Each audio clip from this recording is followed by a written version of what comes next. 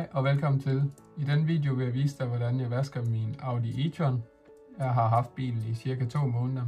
Det glæder mig, hvis du vil følge med i videoen. Jeg viser lige først en kort gennemgang af, hvordan bilen den ser ud, og hvor beskidt bilen den er hele vejen rundt. Bilen er relativt ren, på trods af, at den har kørt ca. 2000 km siden jeg sidst har vasket den.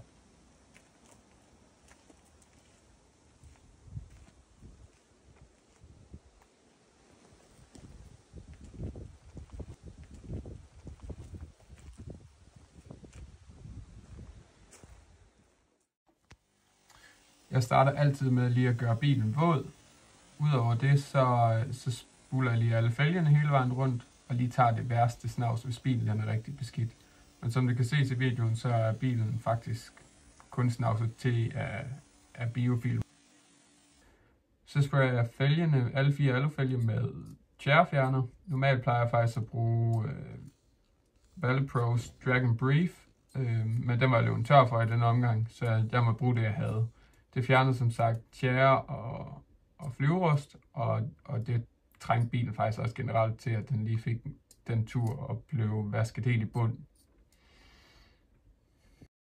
Så skal vi til at have blandet snowfoam, som skal tilsluttes til højtryksrenseren senere hen. Jeg blander King Arthur cirka 1-2 cm i lansen, og så fylder jeg resten op med vand, og det giver en fin dosering. Så er vi klar. Nu er der flødeskum klar til bilen, og vi sprayer det hele vejen rundt på bilen, op i alle skærmkasserne, rundt på alle hjulene, og så lader vi det sætte i en 5-10 minutter bag. Imens at skummet det sidder og arbejder på bilen, så går jeg ind i vores køkken og blander til vaskespandene. Der har jeg 2 vaskespande, en gridguard i, som gør småsten, og det ikke sætter sig fast i handsken. Som man kan se i videoen, så arbejder skummet rigtig godt på bilen, og det er kun en fordel for, at vi ikke skaber for mange ridser, når vi skal til at vaske bilen i hånden lige om lidt. Normalvis så plejer jeg at skylle bilen af for snowfoam, inden jeg går i gang med at vaske bilen i hånden. Men fordi at bilen den ikke var så beskidt den her gang, så valgte jeg bare at vaske med mine mikrofiberhandsker bilen over, og så bagefter så spuler jeg selvfølgelig bilen af igen. Men jeg vil gerne pointere, at nu var der kraftig sollys, som egentlig kan ses i baggrunden, men jeg står inde i skyggen, og det er altså vigtigt, at du vasker bilen i skyggen, for ellers så risikerer du altså, at du laver nogle påbrændinger af kemien eller sæben på din lak, og det skader lakken og kan risikere, at du skal have poleret bilen op igen. Så er jeg i gang med at vaske bilen, og jeg starter med taget, spejlene, vinduerne og bagenden og fronten, og så arbejder jeg med hen ad siderne til sidst, for at undgå, at jeg ridser bilen for meget. Jeg har 3 forskellige sæt handsker, jeg bruger, og det gør, at bilen den ligesom ikke bliver ridset på samme måde, som hvis du vrider handsken op, så tager du en ren handske i stedet for at vride den op. Vi vaskede bilen i hånden, og nu skal vi have spulet alt skummen af, og alt det beskidte, som vi har vasket af, det spuler vi af nu med højtryksrenseren. Og bagefter så vasker jeg bilen igen med Soft 99 Premium Wax Shampoo, hedder den, jeg har den stående her foran mig, som giver en rigtig flot glans, og det gør, at den skinner helt anderledes, når bilen er færdigvasket, og vi har fået tørt den af.